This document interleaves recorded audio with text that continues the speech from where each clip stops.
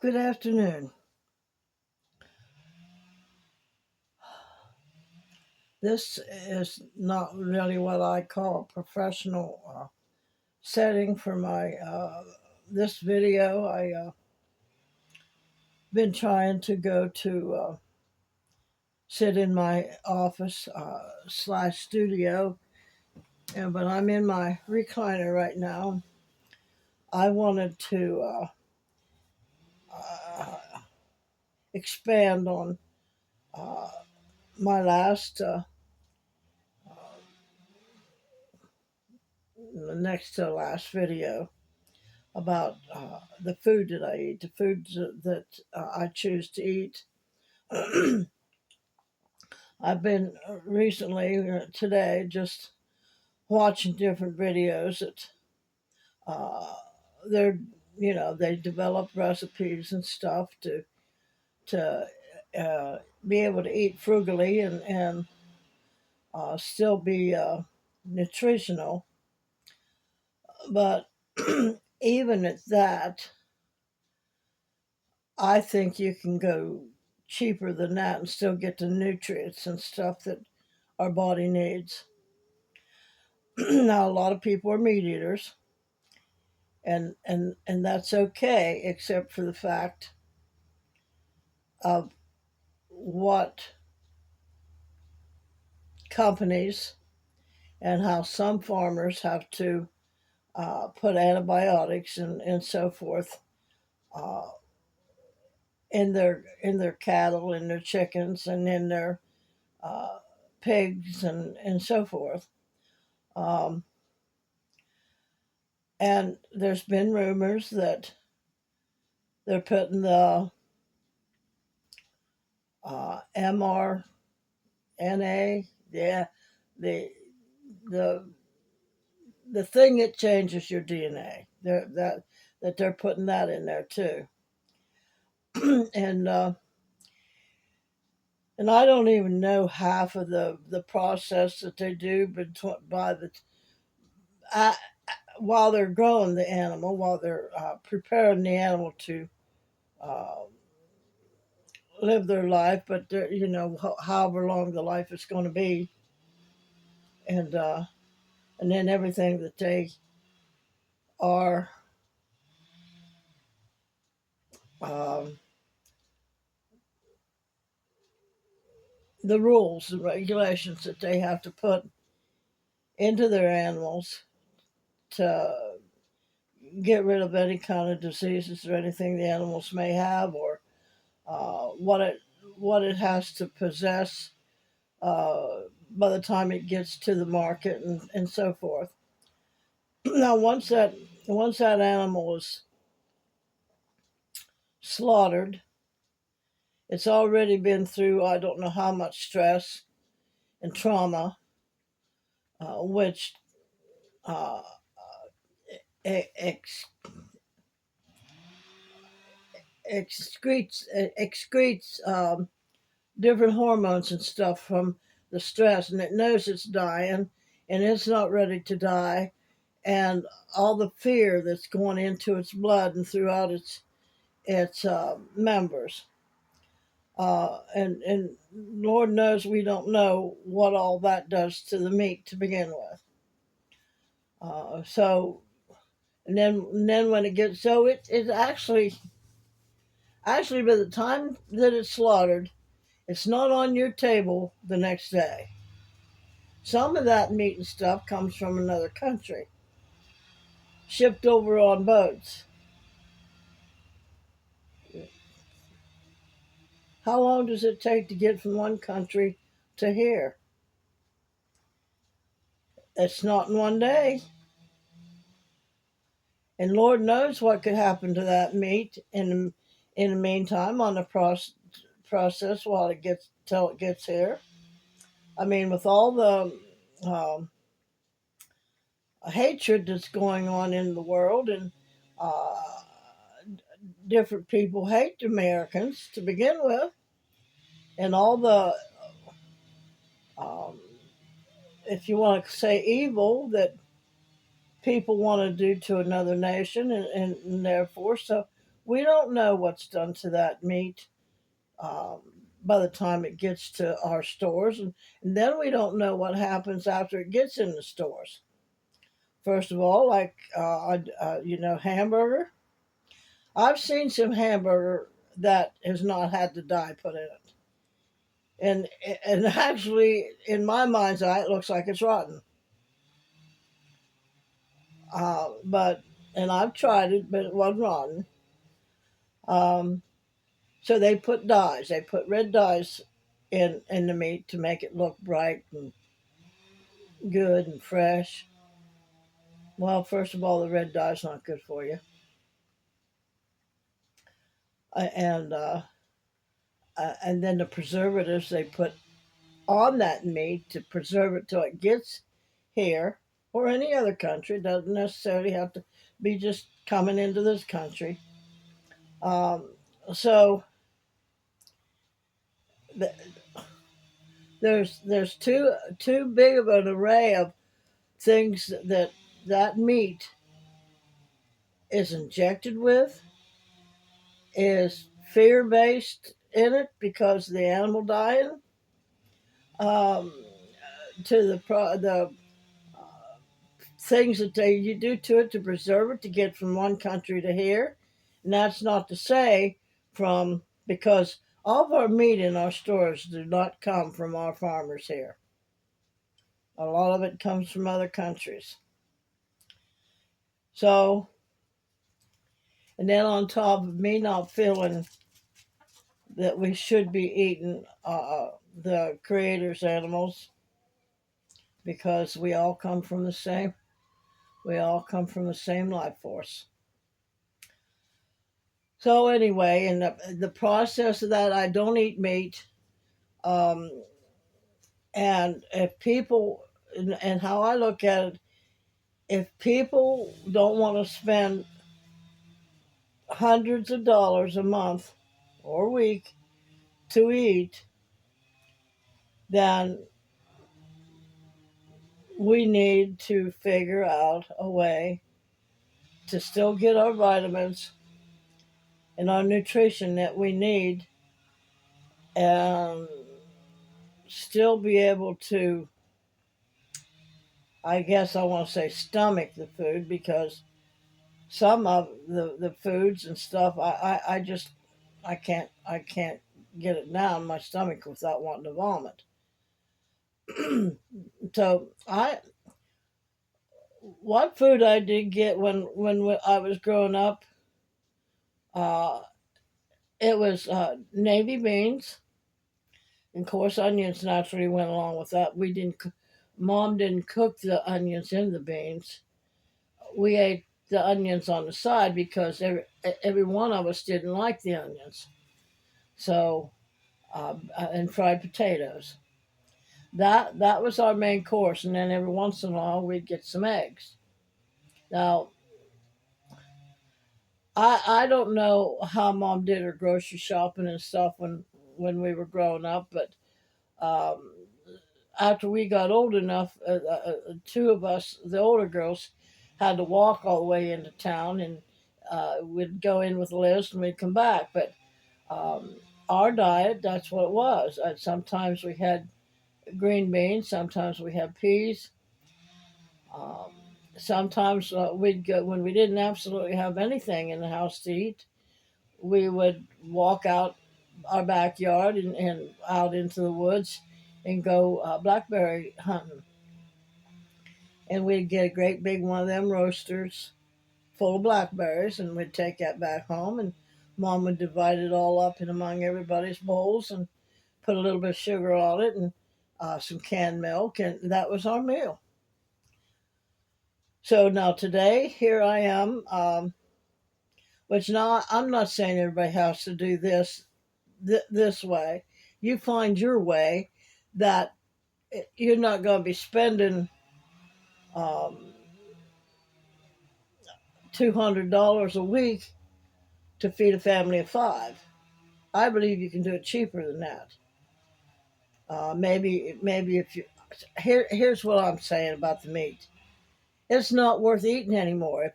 I mean, yeah, you can get used to having that meat because it don't feel like you got a meal without the meat there. But that's the way we were programmed. So if you can possibly wean yourself off the meat, that would be a big, big health improvement because you're not getting all the uh, ingredients that they put into that meat to preserve it and keep the animal alive and healthy and stuff like that. So once or twice a week, make you a big pot of beans and uh, put your salt and your pepper in it. And if you have to, which I used to make my own biscuits. Now, they weren't the best biscuits in the world.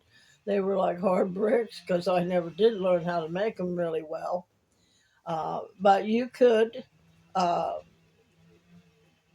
get the kind in a can. Now, it's processed, but the point is get away from as much processed food as you can.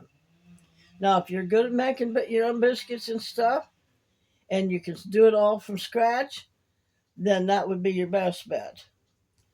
Or cornbread. Cornbread's really good with navy beans or northern beans.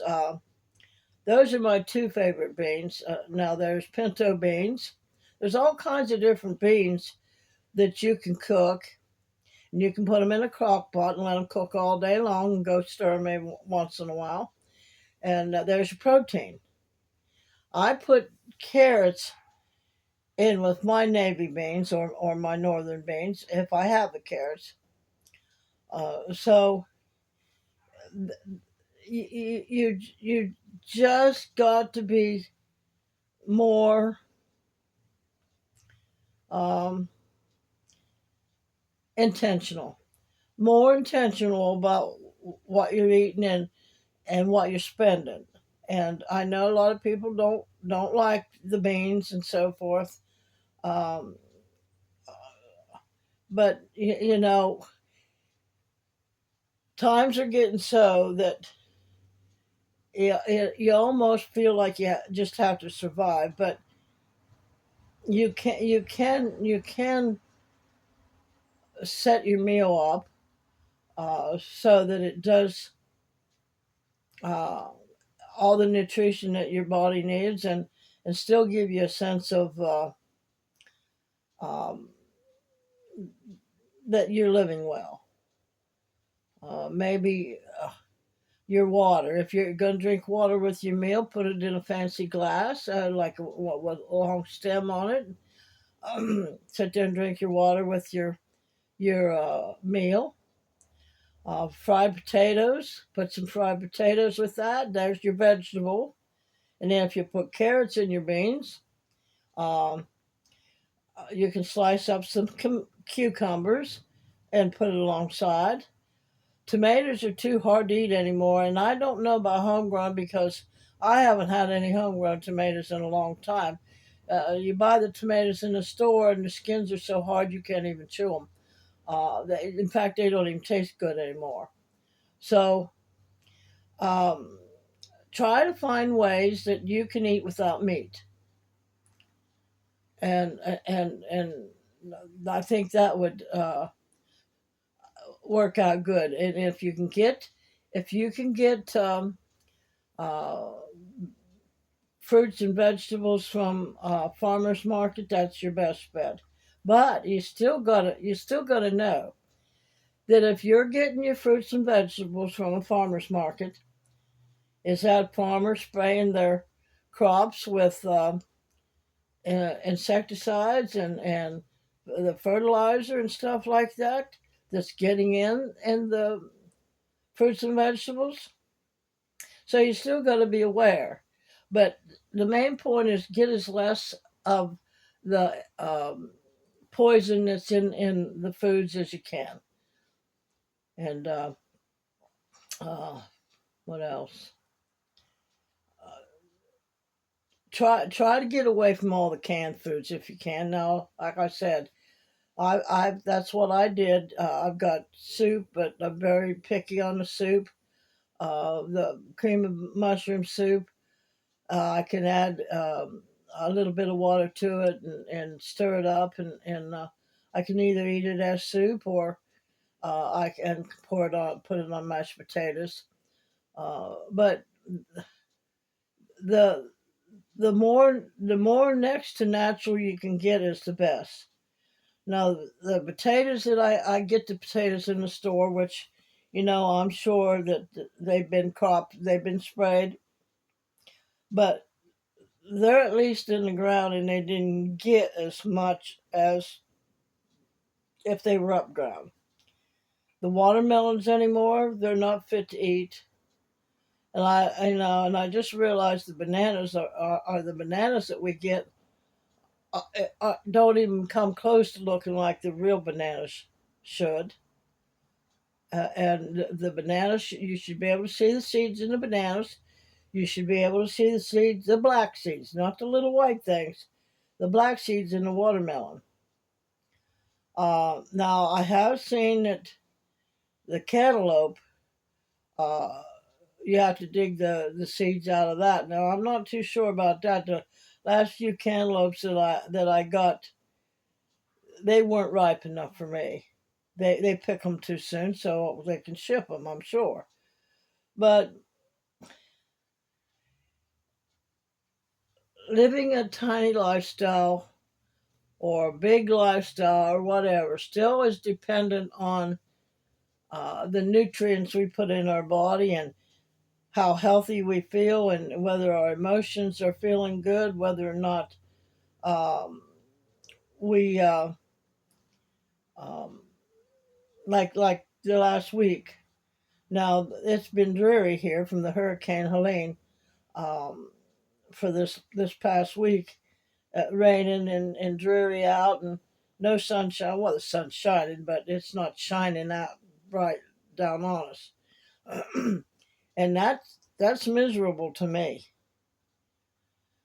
So I have to shake it off every once in a while. But you know the whole the whole concept of just not surviving. Let's thrive.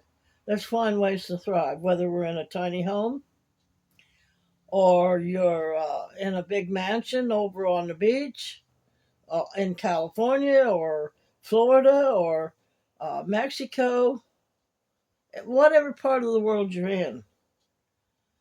Let's try to find love and peace and kindness within our little sphere.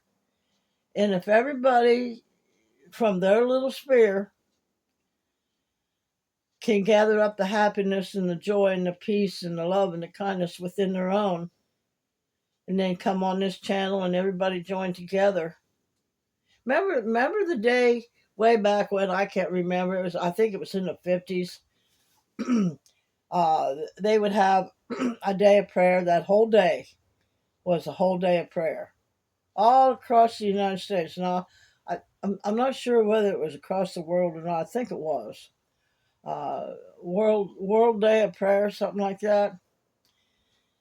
And on that particular day, no matter what part of it, it was no special time frame in. It was just that day that everybody was to come together and pray.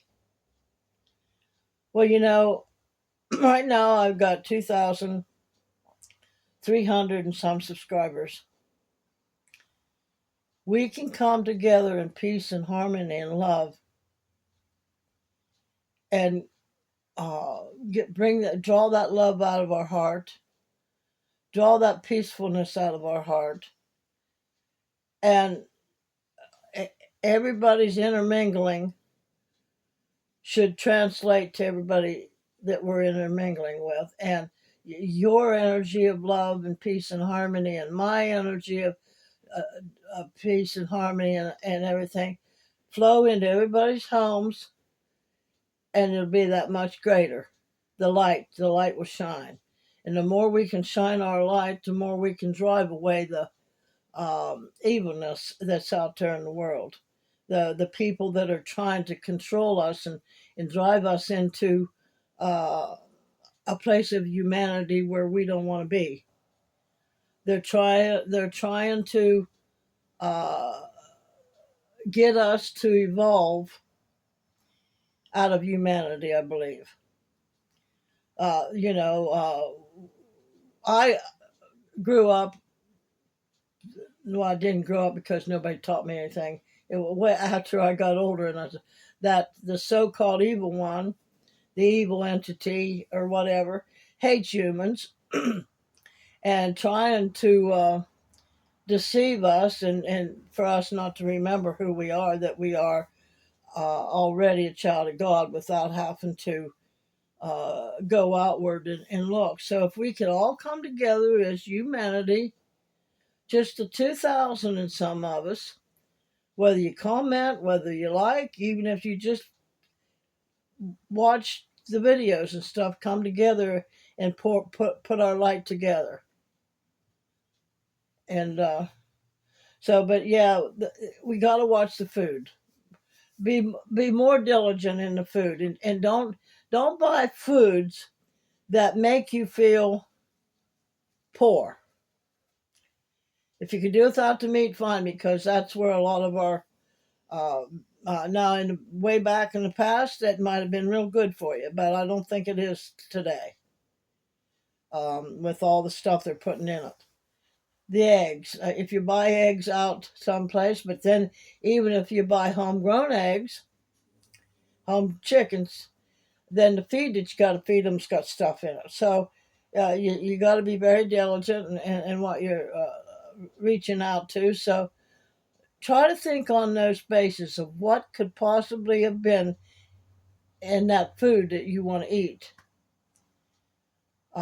Because if you don't want to be sick, you want to be healthy and able to move and travel around to be able to, um, without, because some of us have to go to great effort and great lengths to make our life easier and a better way to live. Whereas if you're younger and you've got all your faculties and you've got all your abilities, your mobility and stuff like that, then you're more able to get to your resolve and your solutions a lot faster. So anyway, there are things out there that you don't have to put a bunch of spices in, because you, if you can't afford spices, you can't buy the things that you don't have to put spices in. Um, Boil your potatoes, like I said before. I cut up your potatoes, put them in a crock pot, put some onions in there. There's a nice spice. It really is. If you got garlic, put some whatever you want to spice your potatoes up with. I like to put carrots and peas in. Some people like green beans. Makes a nice pot, makes a nice meal, and um, some cornbread. Make you some cornbread or homemade biscuits. Like I said, I used to make biscuits, but I don't have the room right now at this point in time to make biscuits. And then again, you have to go out and buy the flour. And some of the flour, if you don't watch, has crickets in it. So I don't know. I don't know the answer for you. I'm just suggesting to you that you could take a closer look at the foods that you could eat and still feel like you're getting a nutritional meal that even looks good on your plate. So, anyway, I just thought I'd bring that to you. And don't forget, read and study. Um, if nothing else, read up on crocheting. Now, I tried crocheting once a long time ago when I was in school, and it was okay. But I'm trying to look for things that are going to get me up out of the chair more often than to sit there all day and knit or crochet. So, but start reading books up on crocheting. You can go on YouTube and find things like that. But the reading is important to keep your brain sharp. That's part of your all over health. So, if you think you can, if you think you can't, you're right. Have a good evening. See you another time when I don't know. Adios amigos.